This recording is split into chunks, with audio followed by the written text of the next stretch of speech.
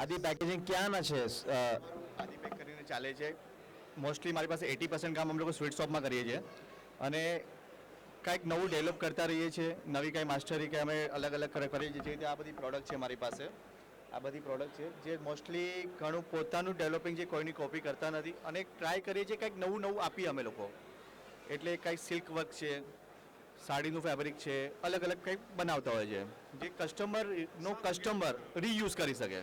Mind એક જ set છે કે અમારા કસ્ટમર અને એના કસ્ટમર જે વધારે યુઝ કરી શકે એ બધી પ્રોડક્ટ બનાવીએ છીએ અમે લોકો, સાહેબ.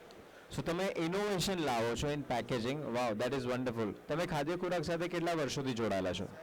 આ અમારું સેકન્ડ યર છે અને મને લાગે છે રેગ્યુલર આગળ પણ જ્યાં સુધી કંપની છે ત્યાં સુધી આ પાર્ટિસિપેટ થશું અમે આમાં. 100% બહુ સક્સેસફુલ વસ્તુ છે. આ શેના માટે તમને એવું લાગે છે કે ખાદ્ય ખોરાક તમે આવો તો ફાયદો જ છે?